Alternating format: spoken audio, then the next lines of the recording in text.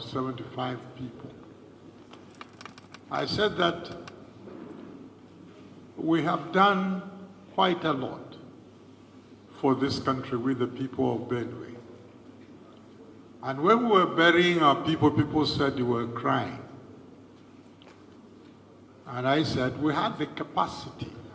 Then I said, and I spoke on behalf of the people, my people. I said, if it meant fighting a war, I remember I said something like this, I could organize an army of 2 million men in Benue in less than 3 weeks to fight for what these people believe in. The history of this country, the history of the Civil War vindicates that. I came here, some people say, Paul, don't go and make a statement. I say, I will make a statement. If you are elected as the chief executive of a state and you have out of the projected population of about 7 million people, about 2 million are in IDP camps. How would you feel? If you are the governor of Benue or the governor of any state, and you wake up and you see a father and a mother or a brother, people carry some of the horrid pictures I've seen of dead people, including children, who haven't been killed by bullets, are still slaughtered. What is that person expected to do?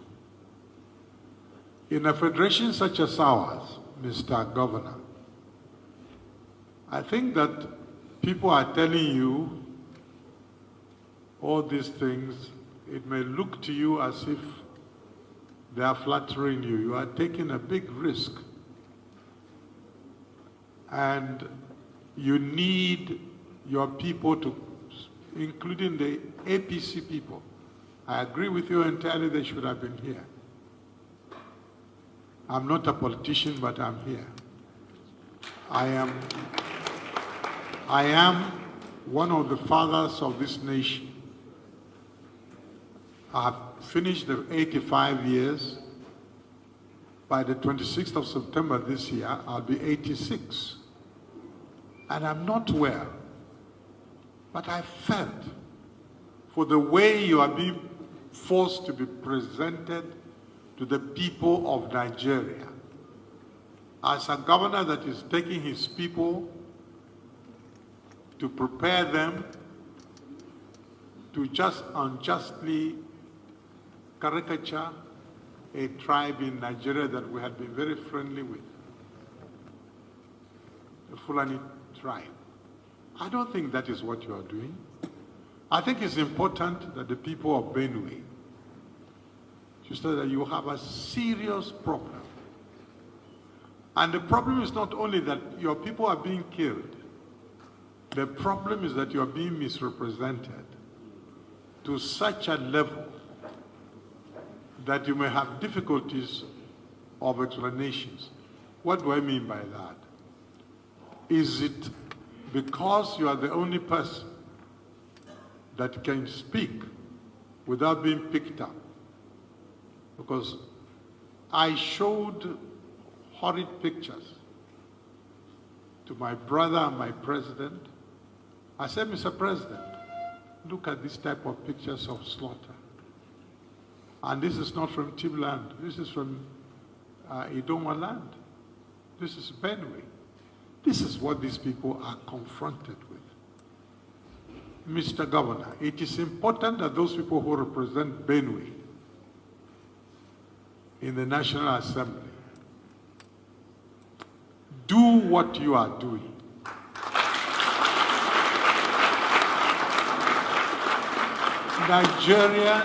Nigeria needs to know that we have contributed tremendously to building this country when it comes to fighting and dying.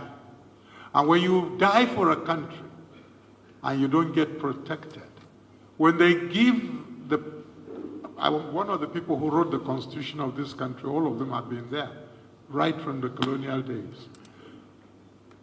There is so much power in the constitution.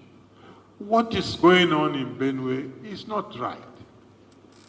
Nobody is being arrested. Nobody is being charged. You only bring pictures and we see a weeping governor being whipped for weeping. I don't think that is fair. Mr. President, I don't like the picture that I'm getting that you are fighting the President of the Federal Republic of Nigeria. You are not. This should be very clear to the people of Nigeria. You have an impossible task where on a daily basis is becoming. People cry and weep and bring dead people and dump on your doorsteps like they did to the governor in my resident state about 4 days ago. The Plateau, selected Plateau people, after the slaughter in Plateau about 5 days ago, they packed all these, they took a representative number of about 20 bodies and went and dumped them and forced the governor of Plateau to come and sit on top of those dead bodies so that he will see the reality of the problem we have.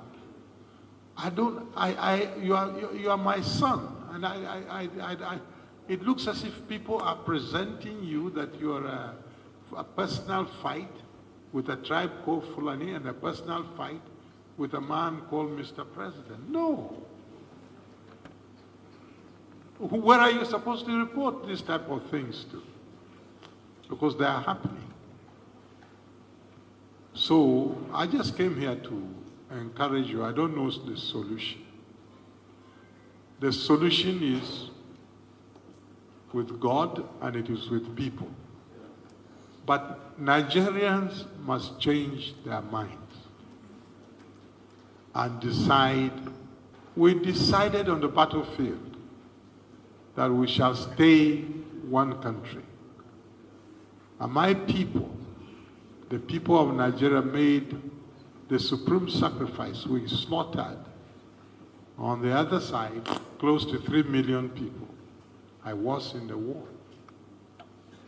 And we also, on the federal side, disproportionately, the people of the Middle Belt, particularly the people of Benue, if you took 2 million casualties, about between 50 to 60% of those casualties came from this state. We deserve that our governor should be made to look like a terrorist because he's crying. He's becoming a weeping governor. Mbakwe was the weeping governor after the war in the East. Sam Mbakwe, if you remember. Because he was talking about their people.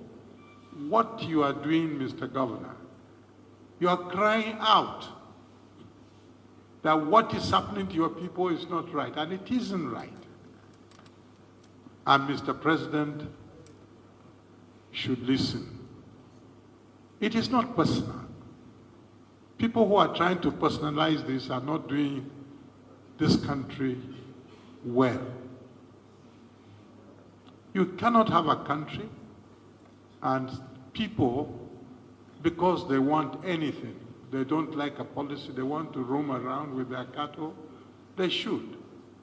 But if there is a law that says, in this part of Nigeria, when you come here, I'll give you land, put your cattle there, and let them produce even more milk, they become fatter, they'll produce more milk, and then you say, when they're sleeping, let's go and cut their throat. If this is what is happening, and the pictures I saw, and the pictures I presented to my president when I used to talk to him direct, And I said, this is not